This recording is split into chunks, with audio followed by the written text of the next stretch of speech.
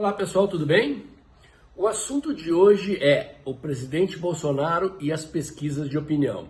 E já sei que você vai dizer que não acredita em pesquisa, mas como cientista político eu sou obrigado a ter um outro olhar. Normalmente a gente nota que quando a pesquisa sai boa para o nosso candidato, para aquele político que a gente simpatiza, a gente gosta dos números. Quando a pesquisa sai ruim, a gente tende a desacreditar. Mas por obrigação profissional, a gente tem que dar um outro olhar sobre esses números e não ficar apenas na análise superficial, como fazem a maioria das pessoas. Bom, para trazer para vocês aqui uma análise diferenciada, eu agreguei os dados de 4 pesquisas de opinião feitas por diferentes institutos e publicadas recentemente. O que eu encontrei? O Datafolha publicou a sua pesquisa dia 27 de abril e mostra o presidente com 33% de ótimo e bom e 38% de ruim e péssimo. O Instituto IPESP, que faz pesquisa para XP Investimento, publicou a sua pesquisa no dia 30 de abril e apresenta 28% de ótimo e bom do presidente, com 49% de ruim e péssimo. O Ideia Big Data publicou a sua pesquisa na revista Piauí dia 2 de maio e apresenta 28% de ótimo e bom, 41% de ruim e péssimo. E por fim, o Paraná Pesquisa também publicou o seu resultado no dia 2 de maio e apresenta 32% de ótimo e bom do presidente, com 39% de ruim e péssimo.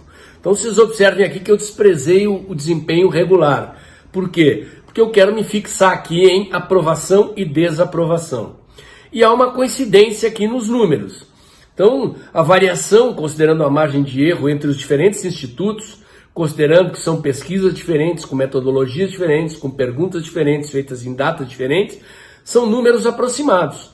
Aprovação entre 28% e 33%, desaprovação, aqui os 49% do IPESP destoam, um ponto fora da curva, mas se a gente considerar os outros 3, é um índice de desaprovação entre 38% e 41%.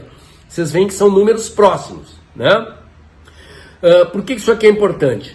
Porque esta aprovação na faixa dos 28% a 33% comprovam que o presidente Bolsonaro preserva a sua penetração e uma fidelidade de apoio dos seus eleitores de cerca de 30% do eleitorado, 1/3 do eleitorado, apesar de toda a carga de oposição que o presidente está sofrendo dos veículos de imprensa e dos governadores, principalmente nessa pandemia, esses apoiadores não abandonam o presidente, o que sugere que, mantendo essa aprovação, o presidente possivelmente estará no segundo turno em 2022 na campanha presidencial.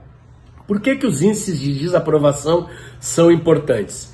Significam que o presidente está se comunicando bem com os seus apoiadores, mas que uma parcela majoritária da opinião pública está insatisfeita, está prestando atenção nas críticas da imprensa, prestando atenção nas críticas dos governadores de oposição e revelando uma desaprovação do desempenho do presidente, principalmente no que diz respeito à questão da pandemia, né?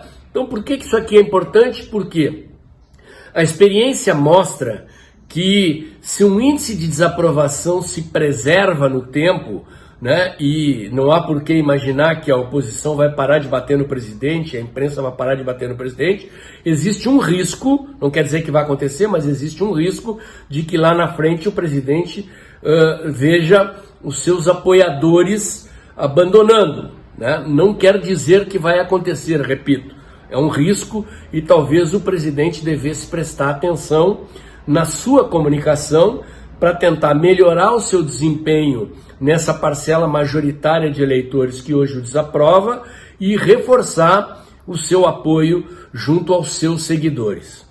O único desses 4 institutos que fez uma pesquisa eleitoral foi o Instituto Paraná Pesquisa. E vejam que interessante, quais são os números. O presidente Bolsonaro aparece com 27%, vejam, 27% é um número muito parecido lá dos índices de aprovação. Nós vimos que os índices de ótimo e bom do presidente lá estavam entre 28% e 33%. Então, se a eleição fosse hoje, no primeiro turno, e os candidatos forem esses que eu fosse citar, o presidente teria 27. Vocês veem que isso mostra uma certa consistência desta constatação de que o presidente mantém 1/3 do eleitorado com ele. Tá? Então, o presidente faria 27%, o ex-juiz Moro, se fosse candidato, ex-ministro, faria 18%, o Haddad do PT faria 14%, Ciro Gomes 10%, Luciano Huck 6%, Amoedo 4%, João Dória 3,7%, Boulos 1,2% e Witzel 1%. O que eu fiz aqui para efeitos da nossa análise?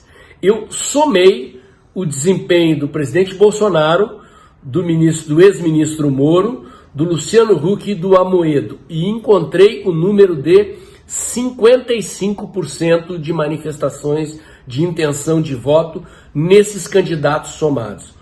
Por que esse número é importante?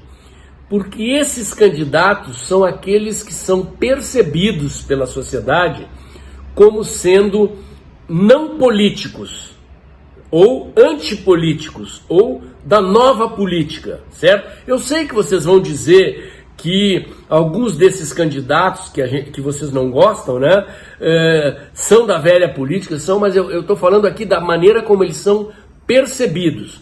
Então, quem vota no presidente Bolsonaro, apesar do presidente Bolsonaro ter 30 anos de carreira política, vota nele porque ele é um cara diferenciado, porque ele é um antipolítico, ele não faz política como os políticos tradicionais, tá? O juiz Moro, a mesma coisa, ele conduziu a Operação Lava Jato, né, com todo esse atrito que ele teve com o presidente, queimou o filme junto aos seguidores do Bolsonaro, mas esses 18% de eleitores que escolhem no primeiro turno, que votariam no Moro se ele for candidato, estão escolhendo alguém que não é político tradicional. A mesma coisa vale para o Luciano Huck, né?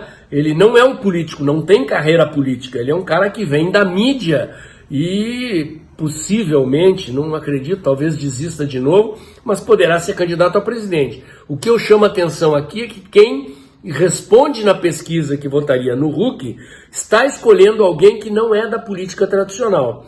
E o mesmo vale para o Amoedo, né? Quer dizer, os eleitores do presidente Bolsonaro antipatizam com o Moro pela forma como ele saiu do governo, antipatizam com o Huck porque ele seria um potencial adversário do presidente, antipatizam com o Amoedo, né, porque ele faz críticas sistemáticas ao presidente. Não é disso que eu estou falando, repito, eu estou falando da maneira como o eleitor percebe esses candidatos. Então, se houver um segundo turno e Moro estiver fora, Huck estiver fora e Amoedo estiver fora, estes eleitores que votam na antipolítica ou na nova política vão escolher quem? Se tiver que escolher entre o presidente Bolsonaro e um candidato da esquerda, né? Possivelmente, hoje, considerando o cenário, é isso que vai acontecer, né? Haddad está com 14%, Ciro com 10%, Boulos com 1,2%. 14 mais 10, 24, Boulos 1,2, 25,2%. Né? Então, esse é o tamanho da esquerda hoje.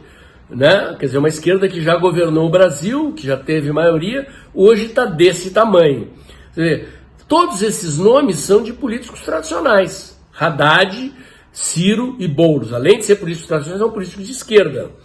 Quer dizer, em quem o eleitor vai votar? Né? As outras duas opções são o Dória com 3,7%, abaixo do Amoedo, e Witzel 1%.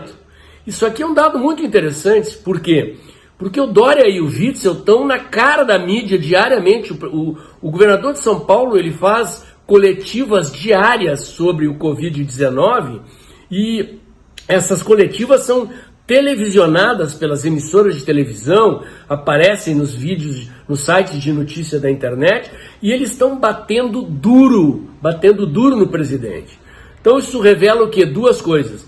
Que o povo não quer políticos tradicionais, embora o Witzel tenha sido eleito, né, na carona do presidente Bolsonaro, assim como o Dória, quer dizer, eles são percebidos como políticos tradicionais e têm um desempenho abaixo do Amoedo.